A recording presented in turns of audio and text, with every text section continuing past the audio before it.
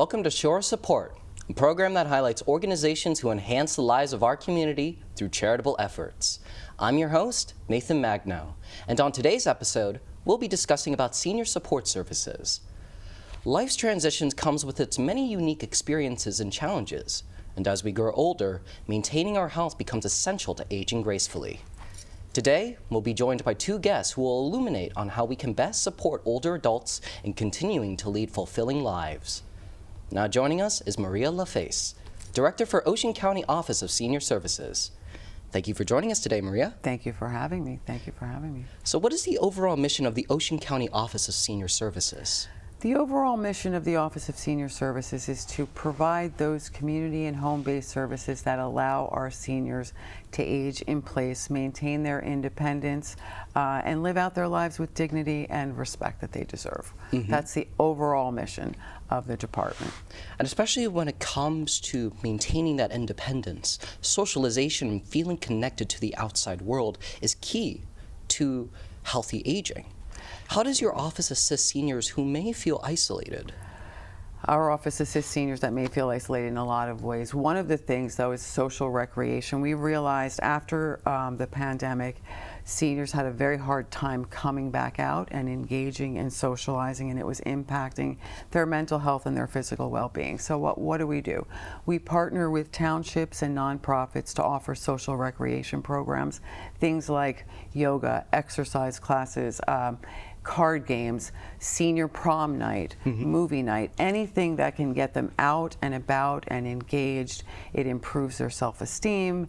It helps in so many ways. And so that's one of the things we do. But we also have a lot of homebound seniors in Ocean County that can't get out and come to events or things like that. How do we engage them? We have something called a friendly visitor program, and so if you're a homebound senior and you'd like to engage with someone, we'll connect you to a volunteer. That volunteer will come over, they'll read a book, they'll watch TV, they'll have a conversation with you. Again, just to engage you, give you something to look forward to during that week. Other things that we do, telephone reassurance is another one. For homebound seniors, just a check-in at least once a week to say, hi, Marge. It's Joan. I'm just calling to see how your week went and how the doctor's appointment went. Somebody to just care enough to ask those questions and engage them and make them feel important. So that's some of what we do. Other things, the library, we work closely with our libraries to make sure that we have a mobile book delivery system. So if a senior wants a particular book, the library will deliver it to them. I could go on, but those are just a few of the ways that we keep them engaged. Others are congregate sites throughout Ocean County. Congregate dining is something we're trying to expand to get seniors out to have a meal with other seniors, and in that setting they make friends and they engage. And so lots of ideas, lots of programs out there, and so I'm glad I have the opportunity to share them with you and the community. Certainly, and especially because I want to elaborate on a previous point that you just mentioned, the Friendly Visitor Program. How is the Friendly Visitor Program separate from, say, like a health aid? Home health aides, we talked briefly about it. Home health aides, there's a shortage in Ocean County and in the United States of home health aides that can come into the home and provide that care in the home. So what we're trying to do is find other ways to get people in those homes, not necessarily to shower you, but at least to be there, to make sure you're safe, to help maybe do a little bit of the dishes, light housekeeping. Sometimes we'll get people out there to do the lawns or leaves and things like that. And so Friendly Visitors doesn't do the medical piece like a home health aide would, but it's somebody there with eyes on, and if there's something that they should see that requires additional assistance, they can notify our department and we can get somebody else out there to see if there's a higher level of assistance that they need and see if we can meet that need. Certainly, and especially as you mentioned those parts of needs, you offer specialized counseling services to help navigate through state health benefits. What are some common challenges that seniors face when applying for health care? Well, first let me start out by saying State Health Insurance Assistance Program, what it is basically Medicare counseling. Our seniors, once they turn 65, have to navigate a very complicated Medicare system. And if you know anything about it, right now is open enrollment. So if you watch any TV, you're going to see ads about call to change your Medicare plan and get this card for food shopping if you sign up for hours. The state health insurance program, we provide counseling free of service, unbiased, by counselors who are certified by the state. And so what's the difference? Well, one, the difference is we have no horse in the race. So when you're seeing these ads on TV, it's not that it's a bad service, but they're selling a particular product, one that may not be the best product for the senior that they're speaking to, because they have to make money. They're brokers. When you come to us, we're just looking for what are your medications, what are your doctors, and what plans are available, and finding you the plan that's most appropriate for you and the most affordable for you. Sometimes those bells and whistles about the shopping cart or the transportation to a doctor's appointment will get a senior to sign on, but then they don't read the fine print, and now they've lost coverage for particular prescriptions that they didn't even think about. And so it becomes very complicated. It's also technology based. So we're finding seniors struggle because everything is online, and many seniors cannot navigate that. So it's an important program. Every year we do open enrollment. It's open now until December 7th. If your listeners have not gone to see a SHIP counselor to review their plan, I strongly recommend that they call our office, and I'll give you that information at the end. Certainly. Thank you, Maria. You're Especially welcome. because it is to reinforce the authority that seniors can lead in leading their own lives. Absolutely, absolutely. And as you mentioned before, regarding with homebound seniors, losing mobility access can take away one's sense of that independence. However, there are transportation services available through Ocean Ride. How does this service work, and who is eligible? Okay, well, I'm going to start out by saying transportation, in my mind, in this county is key to independence. The county is 628 square miles.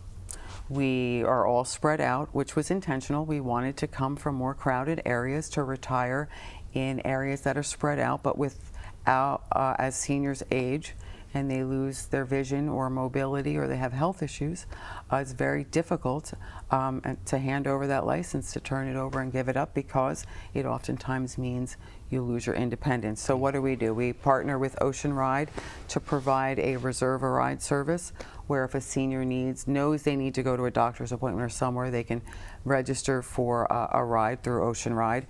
We also have a standby service. If last minute you find out you need something, you can reach out, and if there's a driver available, they'll pick you up. Other things, we fund nonprofits to offer services like Healthy Hop. You'll hear about that later, which is a service through a nonprofit that helps seniors get an Uber ride. The Uber ride is paid for, and they ensure the safety and make the phone calls and connect the senior to that ride. But I will say to you, transportation in Ocean County is a priority, and it's very difficult, because once you lose it, how do you get to the food store? How do you get to your pharmacy? How do you get to your doctor? That's not always easy. Right, and especially because with that reduce in access, so too is that many of your targeted audience would also be living on a fixed income, which ends up making that affordable housing can be a challenge. What services do you offer to assist with finding and maintaining a home? Let's start with what this fixed income actually means for our seniors today. Yes, they are struggling. I'll give you an idea. The average Social Security check for an individual is approximately $1,900 a month. Okay, the average couple's check is about $3,000 a month. Okay, they may have a little bit of a pension on top of that, but not much more. Can you imagine trying to maintain a roof over your head, food on your table, pay your health care costs, and possibly transportation with that income. I'll give you another number. The average rent in Ocean County for a one-bedroom is $1,800. So when you look at the income and you look at the cost of housing, the numbers simply don't add up. So what are some of the things that we can do? We have an in-home in-house housing navigator. She's an expert in affordable housing options. She keeps track of what waiting lists become open, what applications are available. She assists with applications, but ultimately the goal primarily for seniors is to keep them from losing the housing they already have. If you're 90 years old and you're evicted or foreclosed upon, very, very difficult for you to start over, right? If you didn't have the money to pay that bill then, how are you going to have the money to move? So we do fund a legal services provider that will represent older adults in eviction proceedings and foreclosure proceedings to prevent that loss of housing. Right. The other thing that we really try to do is there are programs out there, utility assistance, prescription assistance, food assistance. They don't necessarily address the housing issue, but they keep more money in your pocket. So if my staff can connect you to a program that'll pay your utilities, it's more money in your pocket to pay another bill. If we connect you to SNAP benefits for food, it's more money in your pocket to pay another bill. So in addition to trying to prevent it with legal services, we are also trying to help seniors access all of those other benefits that will keep money in their pockets so that these things are more easier to pay their bills. Right.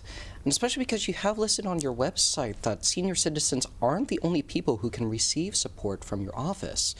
Who else is eligible, and what are the requirements? Technically, any individual over the age of 18 with a disability is eligible for limited services from our department. They can call and they'll get information and assistance and connection to services. Caregivers, we have a lot of exhausted caregivers of every age, whether they're 40 or they're 60. And so those caregivers, we have run caregiver support groups.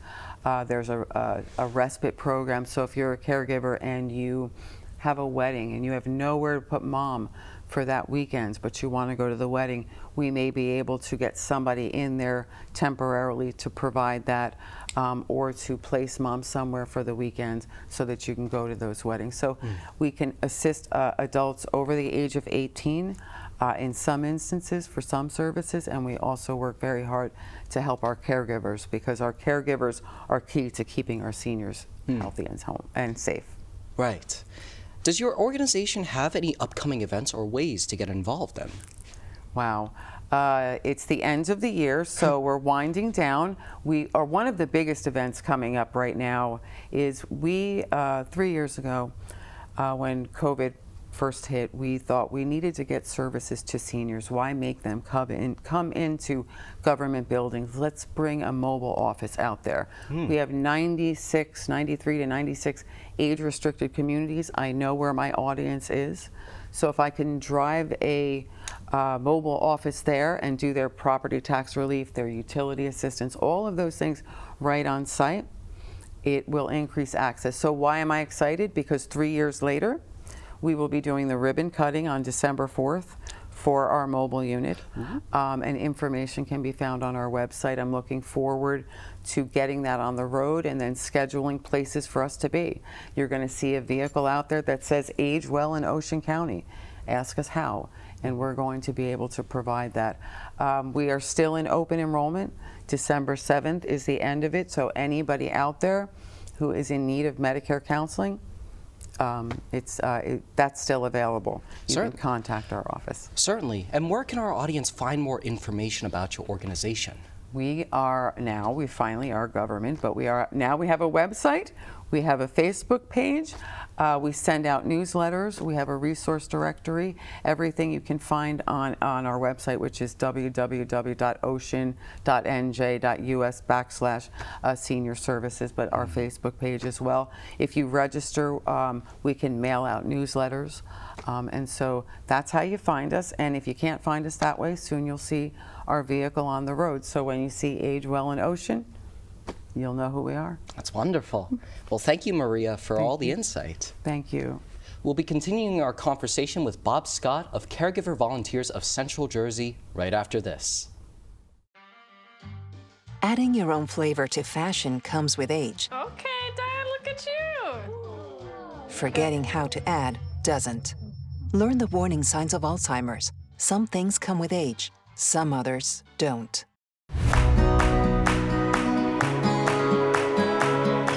Welcome back to Shore Support.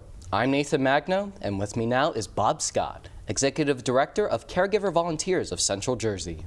Thank you, Bob, for coming out today. Well, thanks for having us. Appreciate it. So what is the overall mission of the Caregiver Volunteers of Central Jersey? Well, you know what? We actually have a very simple mission. It's really to connect seniors, veterans, those that need extra service, really to make them comfortable and able to live at their own homes for as long as they can. Right. Yeah. Especially to help them be able to lead like independent lives. Exactly. It's all about staying independent in their home as long, and providing the services that make it possible to do so as you get older. Mm-hmm. What are some of the most common challenges that seniors face, and how does your organization help address those challenges? You know, it's funny. The challenges they can be as extreme as transportation issues, or they can be as simple as just basic things like changing the batteries in your smoke detector. You know, as you get older, the little things that we take for granted that we do every day, they get more and more difficult. And I don't think you're ever really getting prepared for that. So all of a sudden, one day, you're not able to do something as simple as change a light bulb. But the biggest challenges probably are the fact that as the economy keeps going on, things, what was a good pension before, if you still have one, it gets tougher and tougher. So everything from food security, food insecurity, economics, and just transportation are some major issues that they run into. Right, and especially because the most common challenge that we often face with the older adult community is that it's typically unspoken, that it's a community that is, for lack of a better way of saying it, afraid of asking for help. You know, it's afraid, but it's also just, they just don't. I'll give you a really quick story. There's one of our caregivers, this woman, I'll keep her name out of it, but she's phenomenal. And she comes into my office and she wanted to, as a new executive director, she kind of wanted to check me out, make sure I was the right deal. And she's telling me a story about how being a caregiver was one of the greatest moments in her life, right? But on the flip side, she tells me how she was in an abusive relationship. She broke up, she was brought up very poor, that, there were times where, like, the police were involved in her growing up. However, that was the offshoot. Had nothing to do with the conversation. She wasn't there to complain. It's about my duty in life is to help other people. What I'm getting at is, as we've gotten older and the generations have moved on, the older generation, they don't like asking for help. They don't want to ask for help. It's not the way that they were raised. They see it as weakness. And so it is tough because you kind of have to you almost have to pry in to help people. And that makes it very challenging. Right, and especially because oftentimes that inability to ask for help can end up resulting in a lot of that loneliness that most of our elderly community sees. What programs do you have to help ease these feelings? Well, the loneliness, we have quite a few programs, and sometimes they even come off of like every program we have because it is one of the major issues. But so we have a transportation program, we have a volunteer transportation program, which, can get people in and out of doctor's appointments. We have our canine companion program for the loneliness, which is great, where, it's funny to you because dogs have their personalities as well, so finding the right match for that for visits as well. We do friendly visits where someone will just come on out and just talk for a little bit. Reassurance phone calls, which is along the same line but over the phone. And we even have our Handy Andy program where we come out and we will do things like install grab bars. Right. Now the funny thing is that although that doesn't sound like something that helps the loneliness, most of those visits start with about a half-hour conversation before a 5-minute job is done, because it really does come down to people could be stuck. You can have 30 neighbors, right, all in the same community, but if you aren't able to get out the door, it feels like you're on your own island no matter what. Right. And there's just nothing like nothing pressing has to be involved with these interactions. It could just be as simple as I'm looking to interact with someone.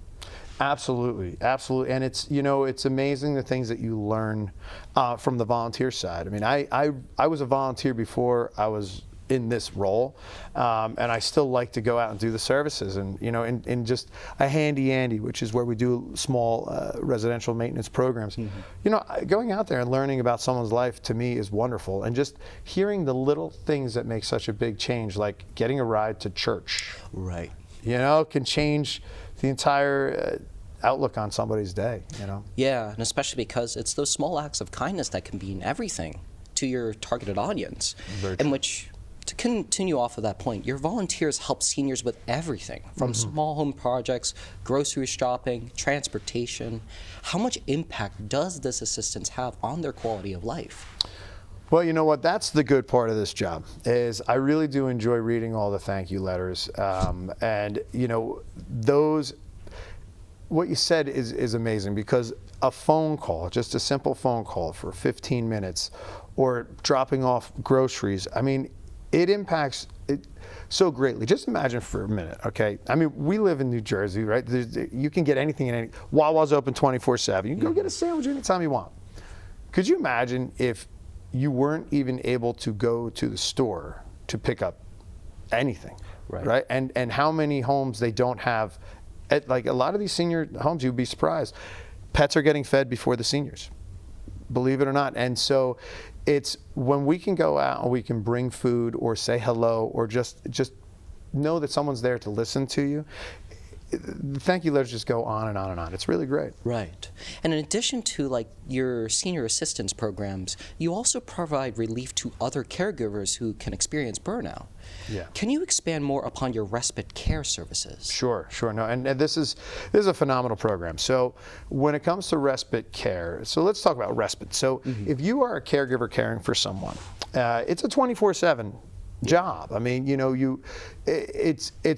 it's not that you're always on working and doing something, but you're always on. You have to be very attentive to the individual, especially if they have any kind of dementia, needs of that sort. So we will supply a match, and the matching process is wonderful because we really look for someone has something in common so that they can have conversations, and they're going to come into the home and they're going to give 2 to 3 hours of respite so that you as the caregiver can actually focus on your own life for just a couple hours, maybe go food shopping for yourself, maybe go out and just get out of the house for a couple minutes, So we do this, and it's a phenomenal program. It's been, we do it in both Monmouth and Ocean County. We do everything from assessing the situation, finding the right personality, and then making the match. And the match is wonderful because it's a volunteer. They can go into the home and become a friend to the family and give a little bit of rest to the caregiver. Right, and especially because, actually, I kind of want to extend on that question. How does that process work in terms of aligning your client with an ideal caregiver? Well, it's all in the assessment process. So all of our services except for our on-demand transportation program, there's assessments that go into place. So, and these assessments happen from the office, as well as we do have volunteers that are trained to do it as well. And they're going to go into the environment and find, ask the right questions. Because you know what? Even though we supply the services on the list, there's also the information that comes with it. We might go out to someone that thinks that they need just transportation and find out, no, you know what, grocery shopping might be good for you, or even a service that we don't offer, but like the Office of Aging might be able to help you out with. So we can give that information out. Respite's different. Respite, our assessments are very much prone to, that individual that we're going to be helping. Because once dementia gets involved, there are different, you want to make sure that you're avoiding all triggers, so that you can really go forward and get the right person for the right job. Right. And especially because Ocean County has the highest senior population in the state, and providing enough services to help everyone can be challenging. How can our viewers volunteer or get involved with your organization? Well, this is the big one, and it's true. And you know, volunteerism has changed a lot, especially post-COVID. And we're trying to do everything that we can to make it as easy as possible for you to volunteer around your schedule. But we do need volunteers. And all you have to do, you can go to cvcj.org and you can go right onto that page. That's where you can, you know, just sign up to volunteer. You can call our office. Give us 15 minutes. Give us a half hour. Give us whatever you can, because it does make a tremendous difference in the lives of our seniors. And we need volunteers. We need volunteers, because like you said, there is no end to the amount of people that need our services. Really, where you can manage to apply for this position and have it fit on your own schedule to be able to give however much time that you would like to give. Absolutely. If it's not, you can help. You can come into our office. We're located right in Toms River. You can come in and you can help make phone calls from there. You can help with the grocery shopping. There's no limit. There's no small amount. There's no too much, too little. Just give some time and feel good about what you're doing, and we'll make it easy for you. We do the training, we do the assessments, we help you with everything, and also we check in to make sure it's the right fit for you. If it's not, that's okay. You know, but just give a little bit, and you know, it goes a long way. Certainly, certainly. And if someone is interested in becoming a caregiver volunteer, what can they expect when joining your organization? Well, the first thing is, like I said, they will get a full orientation, so they'll learn about all of the services that we offer. Then, you know, we'll find the ones that work for them. I mean, some people are like, I want to just help people within a mile of my neighborhood. So we wait and we get them the right match. And it's very simple. I mean, you know, a lot of people, depending on their background, they might be more suitable for the respite program, or they might be more suitable for just phone calls. So we find out what's right for you, and we move that way. Do you need like background experience in terms of like hospitality to enter into this field? Not at all. No, all you need is a heart and the willingness to, a little bit of patience for sure. You know, when we're dealing with seniors, but just a little bit of time availability, a heart, and a desire to help some people, and we'll find something for you. I promise you that. I kind of want to touch on a previous story that you mentioned regarding that one caregiver. But I actually want to hear more stories about like your targeted audience and those thank you letters that you had. Yes. Could you share with us perhaps some of your favorite like thank you letters that you got? Sure. No, we've, you know, it's amazing. A lot of them come from the transportation. A lot of them come from the transportation, because it is, to not be able to get to your doctor is a humongous thing. And it's scary enough that for the most part, you know, when you've got to go to the doctor, it's for a checkup, it's one thing. But when you've got dialysis, when you've got cancer treatment, and you have that added worry, it's a big thing. So we have our volunteers are just wonderful. They pick the people up. They're having a conversation on the way to the doctor, helping them in, helping them out. And those are just endless, just thank you, thank you, thank yous. Our respite department has been huge, and you know, those thank you letters are just wonderful to the caregivers, but also to the people that run the program. But I would say my favorite to date is there's a group in, it's Holiday City, Carefree, and they give care. They're under us, and they do a lot of care for the individuals in their own location. And they were actually, this is their own people. They're using their own money. They're buying ramps. They're repurposing them at other people's houses within their own community, and just to see the joy as you know, you see these people getting ramps with it they could never afford, and sending in the pictures. It's tough because there's not just one. There's just so many thank yous, and we know we're making a big improvement in lives. You know. Right. Yeah. And certainly, if someone is looking to access your services, where can our audience find more information in terms of accessing them and the requirements behind them? Sure. So the requirements are simple. Most of them, you just have to be over the age of 60. If you need the transportation, yes, you can't have a driver's license for that. But to find out more, you just give us a call or go to cvcj.org and get the process started. Even if you don't need the service now, get registered, get the assessment done, because when you do, then that part's out of the way and we can get you rolling right away. That's wonderful. Yeah. Well, thank you for your time today, Bob. Thank you. We would also like to thank both of our guests for providing insight in how we can best support the elderly community. The importance of community care for senior well-being cannot be overlooked, for it is these small acts of kindness that can be tremendous for others. We encourage you to take up the opportunity in immediately applying what we learned here today and ensuring our older adults continue to lead fulfilling and empowered lives. For Shore Support, I'm Nathan Magno, and thank you for watching.